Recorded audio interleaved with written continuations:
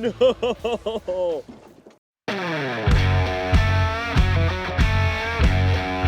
Pick a bag in here.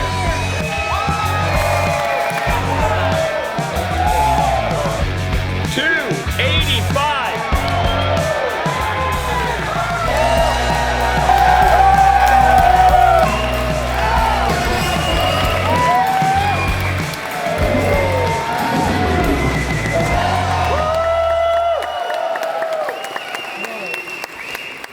Morning, ladies and gentlemen. Welcome to another episode of Addicted Fishing. We're out here today with my good buddy Griffin 𝗪𝗥𝗗 with On the Mark Guide Service. What are we doing out here today, Griff? Today, we're going to answer the age-old question. What would a steelhead rather eat? A beautiful, perfectly presented soft bead, jig, or a worm? He's going to start off on the rod today. I'm going to start off rowing, but as soon as he catches one, he's going to hop on the sticks because I want to fish today too. We're both full-time guides, so we don't get to fish out of the bow very often. So when we do, we like to take full advantage of it. Then I'll just push through everything, just catch one fish and leave. Whatever. All right, guys, let's see what happens.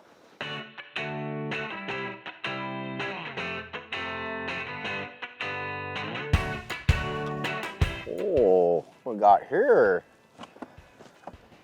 Oh boy, Seth, check these things out. Ooh, some brand new corkers. So we just partnered up with Corkers, guys, and these things look freaking sweet. I'm gonna test them out today and see how I like them. I'm pretty sure I'm gonna like them a lot. See how these fit. These are a size small, but we'll see. That new boa is so nice. So they were telling me that they changed up the boa system and how they're laced. They're supposed to like cinch down on your feet differently and make it, dude, these are really comfy. These are a size small. Like these are a full size small, and dude, they're like literally wearing like basketball shoes. Those are legit. Wait, compare the boa system here. Dude, I like how they made it bigger too. Yeah. Easier to grab onto with cold, wet hands. Yeah, those are super comfy actually. Freaking still taking the stuffing out of them, man. You fancy.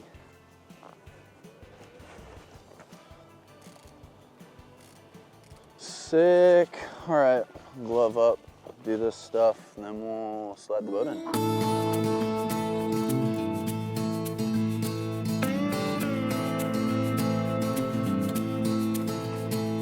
Come on, catch one already. Let's go and get you on these sticks. I want to fish.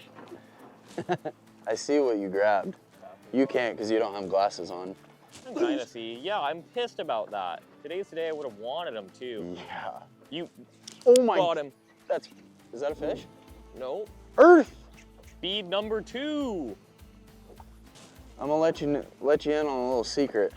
Yeah, you're way too deep. I like that one. 50-50. Yeah, a little bit clearer today. That's gonna be the move. So guys, what I've got here, of course, my leaderboard's slightly tangled, is all of these are cut to length, wrapped around this one of the fishing leaderboards. So pull it off the board, cut to length, right to a little snap swivel here. Just open that up.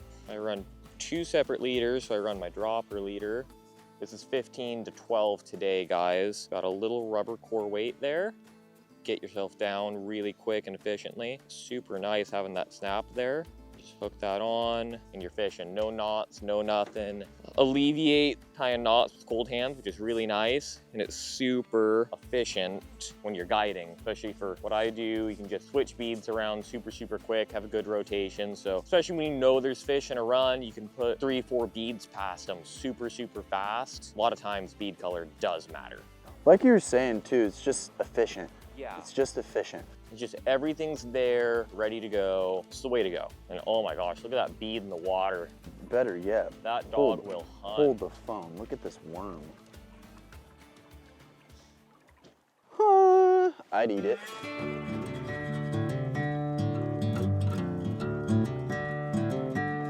Dude, that just slight drag I got going there, that's just been getting them. What I've noticed, I've been just letting that bead barely drag Jason. Just slow it down a hair and Yeah. And like just all this, because we're fishing all day today. Yeah. Everything could have fish in it. Just slowing that presentation down just that little bit has made a difference.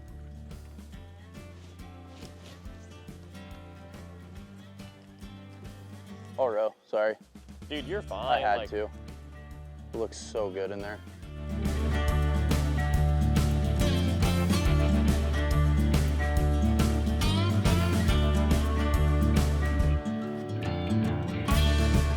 This is why I brought the bait caster. I brought the bait caster today because it's super, super high speed. Look at this, guys. It's just like my center pin, which you'll see me fishing later. I can just stay tight to that float that entire time. So when that fish bites, I am on it. And look at this. Just rip it right on in. Get it right back out there. Fishing again that quick. Super, super efficient.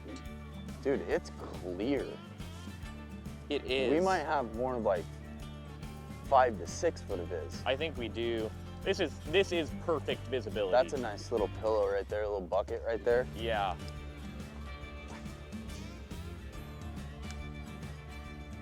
Oh my gosh, I really wish I had glasses right now. Very beady water, very beady. Yeah, everything is bead water, essentially. Yeah, up there was a little more jiggy, a little more wormy, but like all of these tailouts just scream, put a bead through me. So here today, ladies and gentlemen, I'm fishing our new Wicked Lime Worm, which is kind of like our blue and green variation. You know, it's a little bit darker green than the usual like chartreuse tails that you see on these black and chartreuse or black and green worms. I'm running our 1/8 ounce addicted jig head today to 20-pound test. Anytime I'm fishing a worm, I run 20-pound test because you never know when you're gonna hook a big one on a worm. And then I'm running a 3/4 ounce bobber with a 1/2 ounce inline to my top shot, which is a 25-pound ultra green. I got the 992 X rod, which is a 9'9", 8 to 15, with my Corrado 201 HG with 50-pound addicted braid. And it is a lethal setup, let me tell you. Ask Marlon. So we're right first week of January right now in our season, and this run in particular, we're just getting into what should be the bulk of our return. We don't quite have the sheer volume of hatchery fish in here yet. They're just starting to show up in some pretty good numbers. And it really sucks because for anyone in the Washington, Oregon area, sure, y'all know we had an absolute monsoon in December. I mean, I don't know about you, Jason. I was off the river for a month. I think I got to fish like 4 days out of December. I think I fished 2 days out of December. It was pretty rough. Not ideal. Yeah, not ideal. Because of that amount of rain, is a lot of those early fish just boogied all the way up most of our system. So in a lot of areas right now, we're kind of in between solid pushes of fish. So still fish around, but not quite to that prime run timing yet. Not the biomass. Yeah, not the as biomass. Griffin would say. The biomass. The biomass. Slower start in the morning, but Jason packed us lunch, so I'm digging into the snackle box here. More like Marlon packed us lunch. Yeah, thanks Marlon. Thanks for the snackle box. Thanks, Marlon. Where's mine? Here, Seth, you gotta get you some. Oh yeah. Top tier snack in here. I don't need any of that.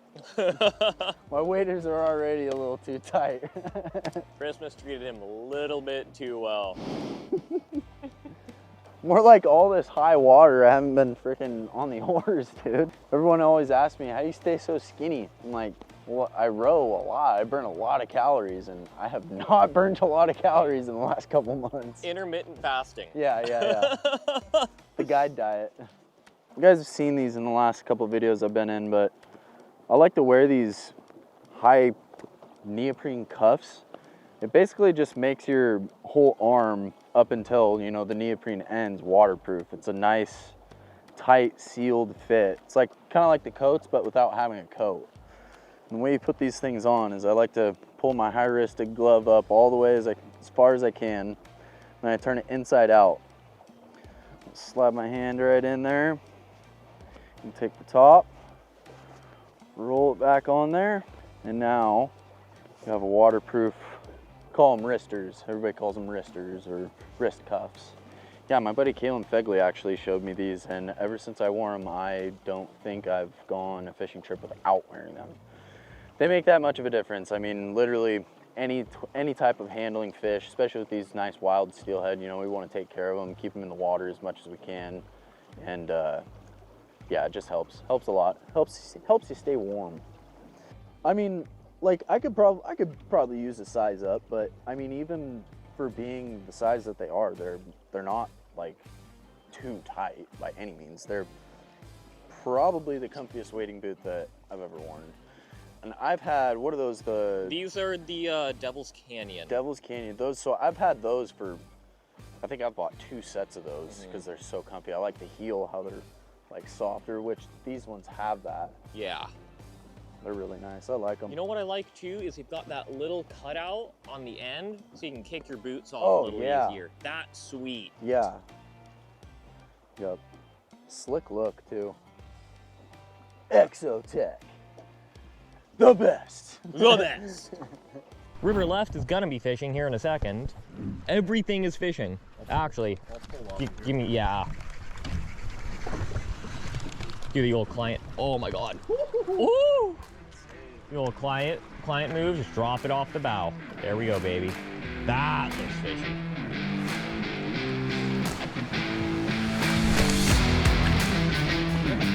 Yep.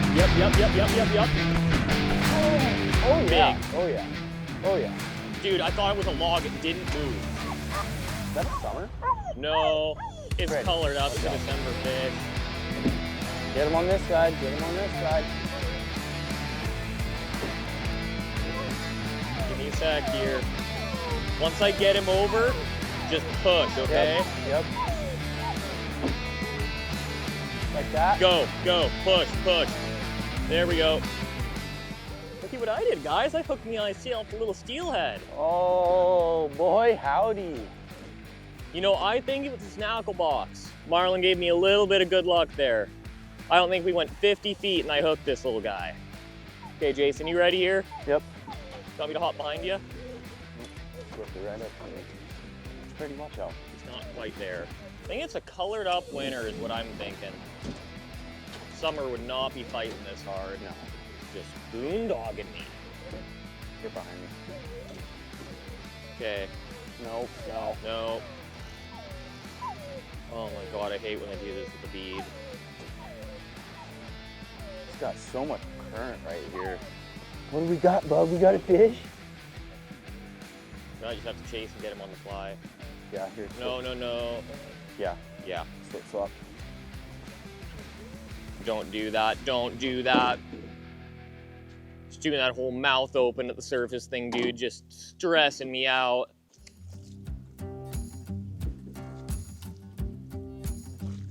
I have him here. You ready? My stick. Woo! I gotcha. Dude, out in the net. Oh my gosh. It's like a perfect little spot to pull over right there on that right side. Yes, sir. Yoo-hoo!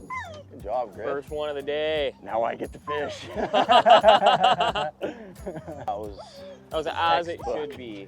Textbook. Pretty quality size fish too. 10. It's a wild. What? Yeah. Nice. There we go. Second one of the season, dude. On the bead. Yep. So guys, got the first one of the day here. We were kind of moving down the river and I was just like, man, it's just absolutely perfect. And sure enough, float went down, set the hook on that thing, and I was like, is it a fish? Is it a log?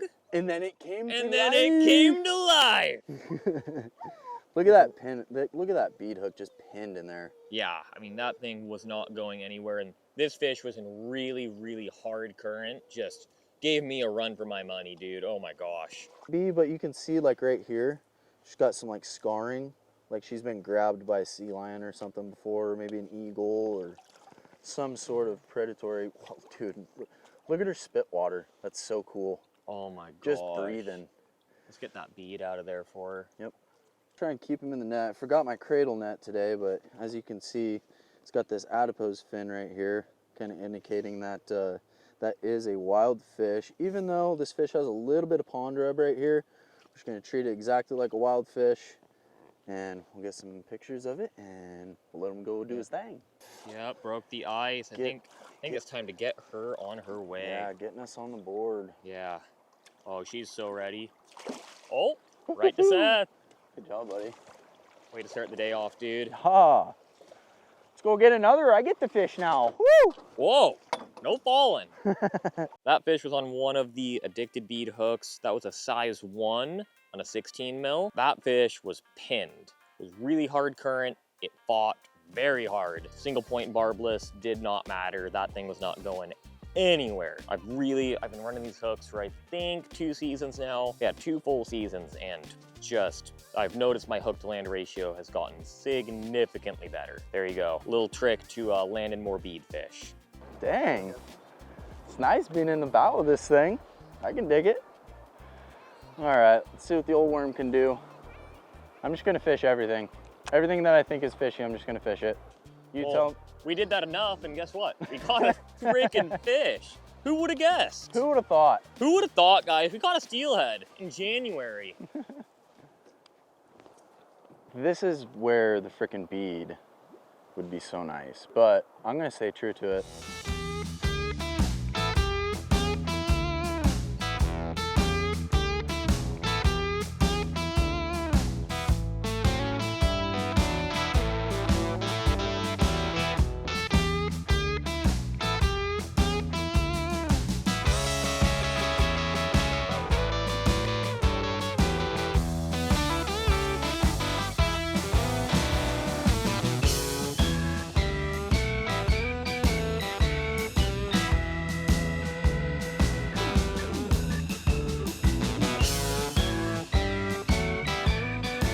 About how far off the boat your ball was when it went down. So, as you can see, we're fishing a hole that's probably about anywhere from 6 to 8 feet deep. And as you can see with this worm, I'm nowhere near the bottom. Like, in my opinion, I think this worm presentation, anything, you know, specifically the worm, or a jig, I think it's such a sought after, high value, high protein target to where if a fish sees that, they will come up to get that. And it definitely, you know, if they do come up to get it, they're a really aggressive fish. And I mean, there's something to be said about dredging a hole with a worm, getting down there on the bottom, getting it right there in their face. But I truly think when the visibility is what it is, which we have probably 4.5, 5.5 feet of viz.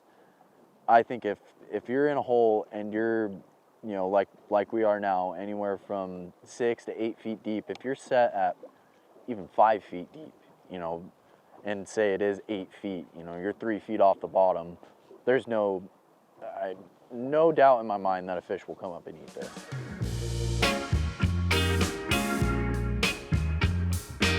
I go down here. That's where I'm going. Did you go down? I was on it. Jason, there is nothing in there. I was absolutely on it, Griff. There's no way. I didn't see the bobber down. The bobber down literally went downriver. No. How far on top of your float are you set? Like 3 feet.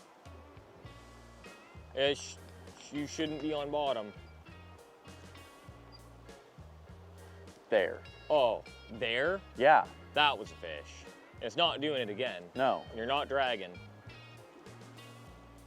I think, you know, it might have been a fish. I'll do that with my worm, especially when we have this clarity. I think you can definitely get away with chopping this down. So we start with a 6-inch worm. I don't have one up here, but we start with a 6-inch worm, and I usually cut down about halfway into the collar. But with that, since we just had that, it might have just been like a little short strike. So I'll bite off the rest of that collar and a few of those ribs. Just shortens it a little bit more so they get a little bit more of that, the actual hook in their mouth instead of just the tail. So we'll see. That was a fish. Yeah, I have a string of little mini divots.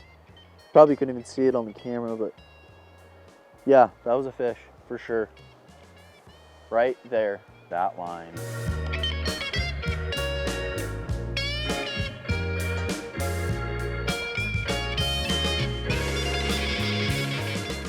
Our red and white jig. See if that will change things up. Just to make everybody happy too, not that it matters, I will trim my tag end. There.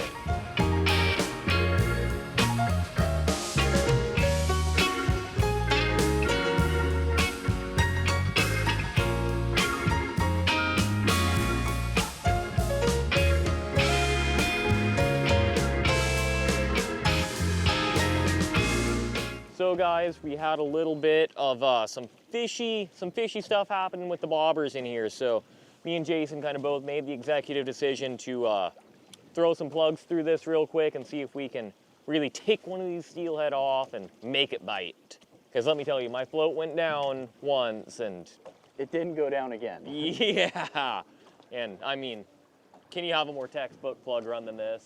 I really don't think you can. Yeah, nice, deep, steady current, fast seam on that inside edge. Hopefully we can get a little rod folding action, then get back to our regularly scheduled program.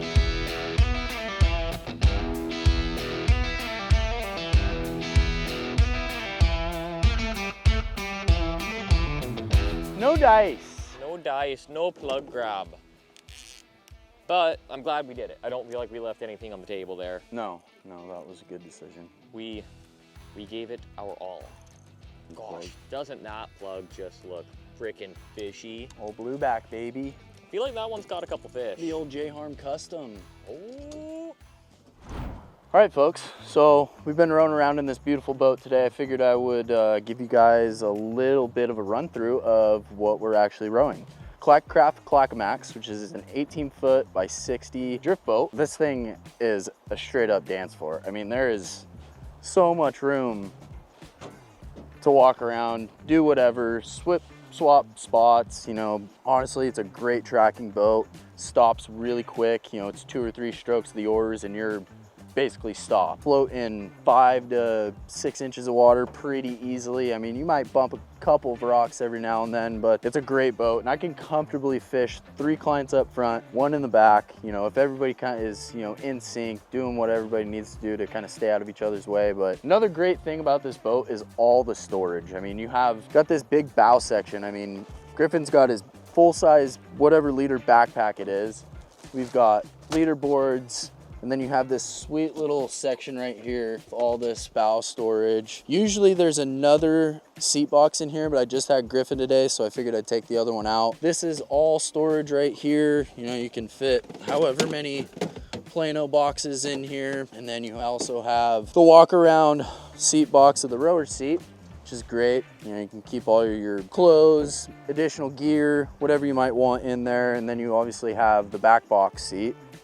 I can just tell you right now that you can fit a lot of gear, whatever you might need, in this boat. It's a great boat. I've had nothing but good things to say about it. Just want to give a huge shout out to 𝗛𝗟𝗏 for giving us this boat to test out. It's been a great gift. Thank you guys, appreciate it.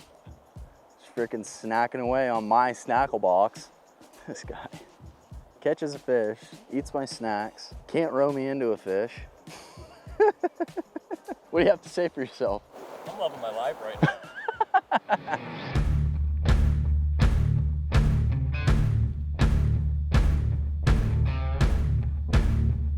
All right, folks. I had my chance on the jig and the worm. I think I had 2 chances on the worm. I just suck. So we figured we get Griffin back in the bow and see if the bead's actually gonna produce another one, because we've made it about halfway, 3/4 down the float and really only tagged that 1 fish kind of right there at the beginning. So Definitely a lower target environment. yeah, low target environment. You know, it's still pretty early. It's not, you know, peak season by any means, but there's fish around. It's just little tough to find them in all this water with 1 rod. You know, it'd be a little different if we had, you know, 1 more stick out in the water. But no excuses. I think I think I have my chances, and it is what it is. Can't catch them all. Oh my, it was under the tree and just sunk. Could have been that boil. Could have been that boil. I think it was the tree limb pulling your line. Well, I'm gonna say boil. Where are they? The ocean. Riddle me that. The ocean or the hatchery? One or the other.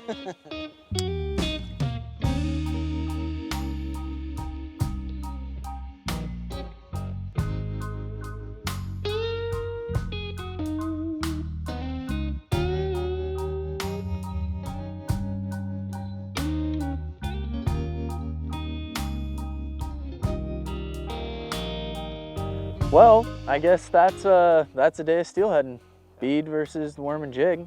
The bead ends up winning with the one fish. I had a couple of chances, but you know, it's just how it goes sometimes. You know, you're out here winter steelhead fishing and early season, you know, not peak run timing. So I think we're lucky to have the day that we did. I think it was a great day. It was cool, lots of really good water fished, and I don't think we did anything wrong. You know, I just don't think there was a whole lot of fish here. Yeah, and I mean, what we talked about before, we had such a heavy rain coming in December. I think a lot of our early January fish probably came up with that rain, which sucks for us today. It's great that those fish got up, but I think we're just waiting for that run to reset. But you know what?